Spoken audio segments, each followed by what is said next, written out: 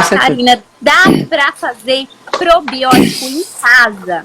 Claro que dá. Como as nossas avós faziam, nós também podemos fazer, não é verdade?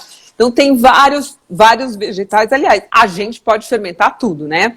Agora, tem os mais conhecidos, que já vem aí de tradição aí da Europa, principalmente, Alemanha. A gente tem o chucrute, que é muito conhecido, né? Que é o fermentado de repolho, né? Então, normalmente a gente pega o repolho. Todos esses fermentados que eu vou falar para vocês aí, base é água e sal, né? E aí você vai agregar aí alguns temperinhos, cada um tem um tipo de temperinho que fica mais gostoso. Eu não vou passar todas as receitas aqui, mas vou dando dicas aqui para vocês. E no canal depois vocês podem entrar lá e vocês podem olhar. Tem aí o passo a passo de cada... No meu Instagram também tem o passo a passo de como fazer cada um deles, como faz o temperinho, quanto tempo é de fermentação, como que conserva, então tem toda a explicação, mas vou dar algumas diquinhas aqui, né? O de chucrute é típico da região da Alemanha, até hoje eles comem muito chucrute, que é aquele de repolho, né? Pode ser de repolho roxo, pode ser de repolho verde, tanto faz, e aí eles ficam ricos em lactobacilos, em bifidobactério, então eles são muito, muito legais para quem gosta de repolho, né? Lógico, ele fica bem salgadinho, bem amarguinho. E tem uma dica interessante que eu queria falar para vocês, que é importante vocês prestarem atenção quando vocês vão fazer aí um fermentado ou de repolho, ou tem vários, né? Depois eu vou falar umas coisinhas que são importantes vocês prestarem atenção assim. Prestar atenção na água. Por que na água? Olha só. O que a gente quer quando a gente vai fermentar um vegetal, ou até frutas? Eu faço até dica de fermentado de frutas, também tem o fermentado de maçã, fica muito gostoso também. Mas assim, a água é importante, porque a gente quer que aquele proliferem bactérias lá dentro, né? Bactérias do bem e tudo mais. Se essa água tem muito cloro, se essa água tem muito flúor, o que é que acontece? Qual é a ideia do cloro e do flúor? Evitar bactérias, então ela dá uma esterilizada aí na água. Então a fermentação não acontece conforme a gente gostaria, né? Porque quando a gente faz a fermentação de um vegetal, no caso o repolho, por exemplo, cria bolhas, fica como se fosse, se você nunca viu, aí tô explicando aí para quem não sabe, ficam bolinhas, fica borbulhando, parece, sabe, um sal de fruta, quando você vai abrir o vidro, ele vira um sal de fruta, faz assim, porque aquele lá são gases da fermentação do vegetal. Então, a gente precisa que essas bactérias proliferem lá dentro. Então, uma dica importante quando vocês forem fazer, óbvio, a base do chucrute, do fermentado de repolho é o repolho e o sal, o repolho, sal e a água, né? São 3 ingredientes. E temperinhos, que depois aí vocês vão ver lá no canal. Mas, então, número 1, água, que não seja muito clorada, nem com flúor, nem com nada. Então, você pega uma água de garrafa, que seja de fonte, uma Minalba ou um filtro que você sabe que é uma água natural que não tem muito cloro nem flúor. E o sal também é importante. O sal não pode ser um sal iodado, porque também impede a fermentação dessas bactérias, né? Então, assim, tem que ser um sal rosa do Himalaia bom, ou um sal marinho de verdade. Então, esse sal aí iodado também atrapalha a fermentação desses vegetais. Então, é legal que a gente tenha um sal que não tenha essas químicas, porque senão também não vai favorecer a fermentação. Outra coisa bacana da gente prestar atenção, quando a gente faz a fermentação, normalmente a gente usa um recipiente de vidro e não de plástico, porque de vidro é melhor higienizar para não dar fungo, mofo, essas coisas, porque perigoso. Então, assim, tudo que a gente faz em casa, a gente tem que tomar cuidado com a higiene, né, doutora? Porque essas questões da higiene, quando a gente vai fazer fermentado, tipo, mesmo kefir, depois falar um pouquinho de kefir, de kombucha, essas coisas, estou falando primeiro dos fermentados de vegetais, a gente tem que tomar muito cuidado com a higiene. Porque se a gente usa, vamos supor, tá lá um vidro que tá lavadinho, mas não tá muito limpo, nada disso. O que acontece? A gente corre o risco de estar fazendo uma fermentação, uma colonização de fungos e de bactérias do mal. Então, esterilizar o material que você vai usar para conservar ou para fermentar esses alimentos é fundamental. Então, esterilizar mesmo, bota na panela para ferver aquele vidro, a tampa, tudo direitinho, o material que você vai usar para manipular, a sua mão, inclusive, porque uma única bactéria que entra ali do mal e você vai fazer um local propício para crescimento de bactéria, de fungo e tudo mais, né? Mesmo que seja de bactéria, bem que se está contaminado, cresce bactéria do mal. Então, isso é fundamental, né, gente? Porque o que acontece?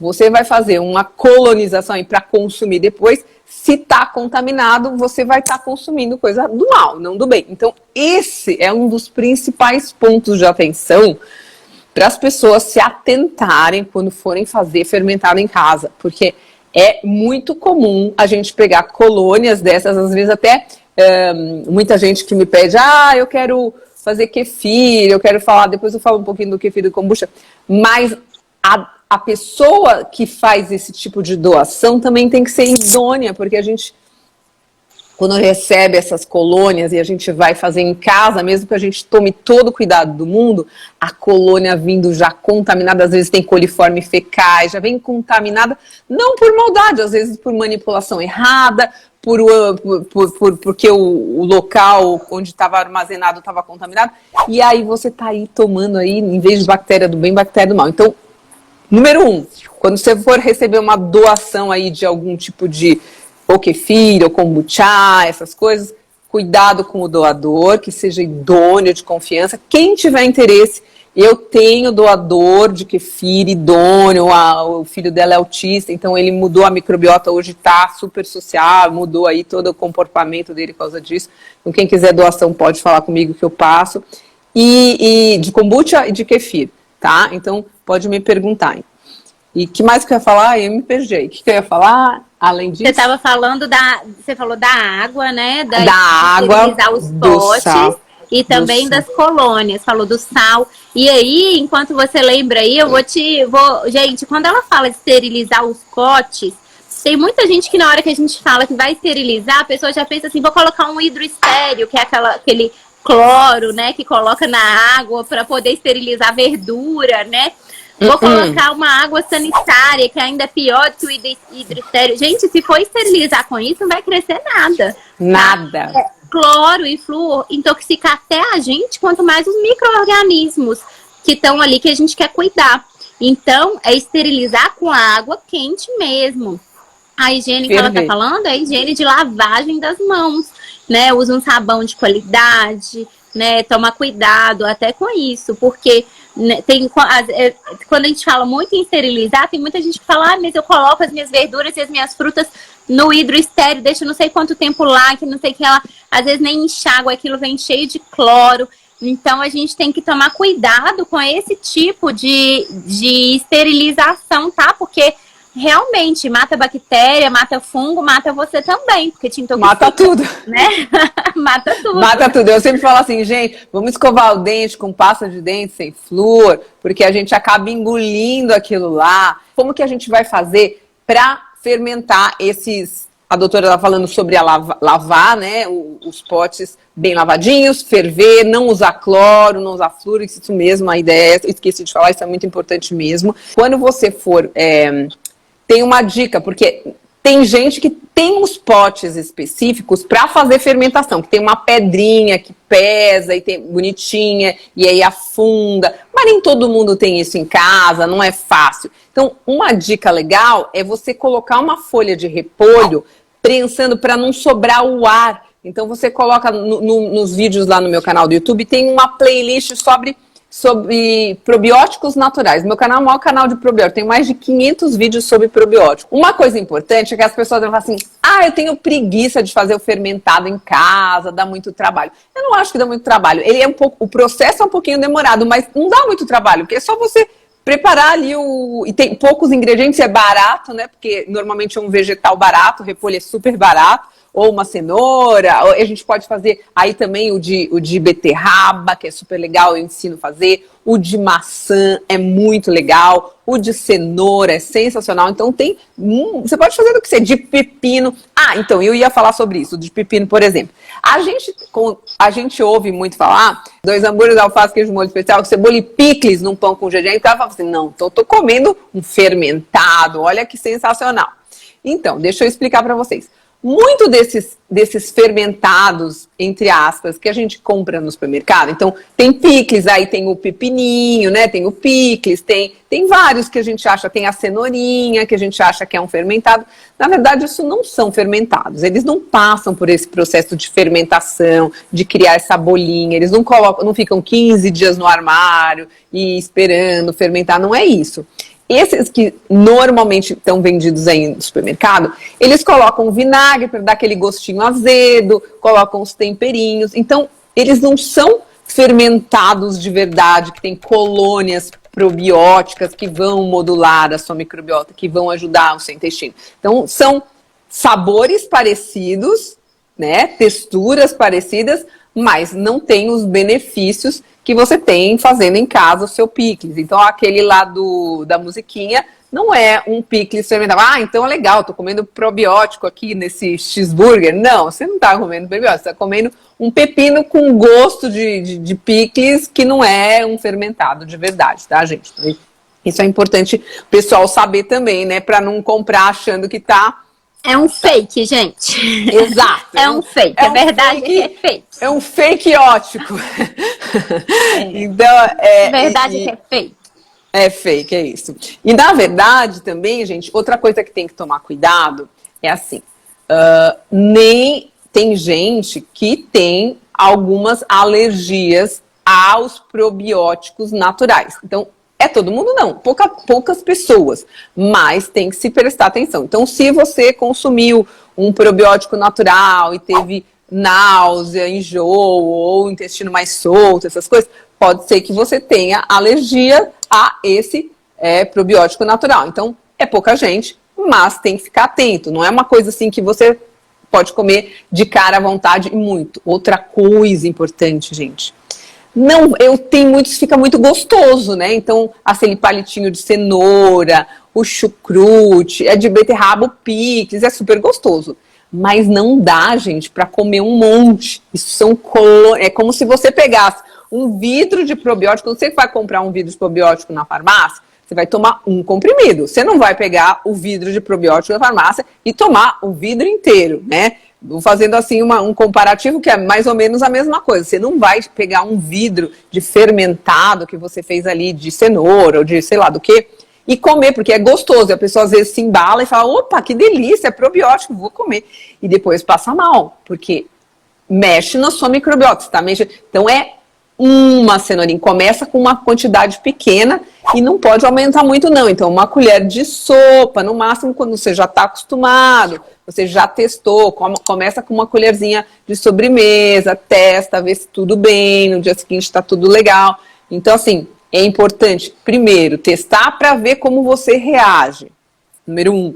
Número 2, até para testar se o probiótico deu certo, se não deu ruim, né? Porque a gente olhando assim, a gente às vezes não sabe, pode estar contaminado. Então assim, sempre começa com uma quantidade pequena, não exagera nas quantidades, 1 ou 2 palitinhos de cenourinha, uma colher de sopa aí do chucrute, ou da beterraba, ou do picles. Então, sempre, né, testando e vendo a sua reação. Nossa microbiota é única.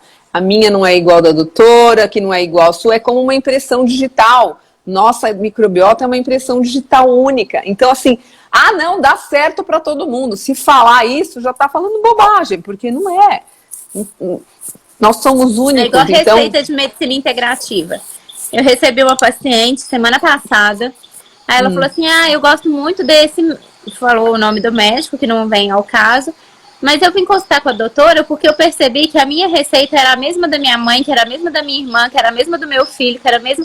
Então, gente, receita tem que ser personalizada, né? Se a gente está falando de medicina integrativa, pode até ter os mesmos componentes às vezes, porque o perfil da família é muito parecido. Sim. Às vezes, todo mundo naquela família tem uma mesma doença. Por quê? Porque dorme no mesmo horário, come a mesma coisa, compartilha os mesmos probióticos, né? Então, o perfil da família é muito parecido, mas às vezes as doses, pelo menos, são diferentes, porque cada pessoa é uma pessoa. Então, o probiótico é a mesma coisa. Eu falo que a medicina integrativa é uma medicina personalizada. A probiótico-terapia também é personalizada, tô mentindo? Sim. Não, de jeito nenhum. E assim, é impossível a gente falar assim, não, isso é a quantidade exatamente essa e você... Não, a pessoa tem que testar. Eu sempre falo, começa com um pouquinho até chegar nesse limite, porque a gente nunca sabe o que tem lá dentro, entendeu? A gente imagina pelos sintomas, então assim, vamos lá, você deve ter uma síndrome fúngica pelos seus sintomas, obviamente aí síndrome fúngica é mais fácil até de mapear, né? Porque tem sinais externos, né? Aí vem unha, virilha, órgãos genitais, pele, axila, então a gente começa aí, né? Frieira, boqueira, quelite, tudo isso... Daí te mostra externamente que você está aí com uma síndrome fúngica, mas a gente precisa primeiro mapear para entender e ver qual é o limite de cada pessoa, porque probiótico nas quantidades erradas também não é legal. Então a gente tem que ir sentindo e adaptando caso a caso, né? Então, ó, tudo bem, esse aqui não deu certo, vamos trocar por aquele, vamos aumentar a quantidade, tá dando certo, então dá para aumentar, beleza, então vamos lá. Então a gente vai sentindo e vai adaptando aí para cada um, né?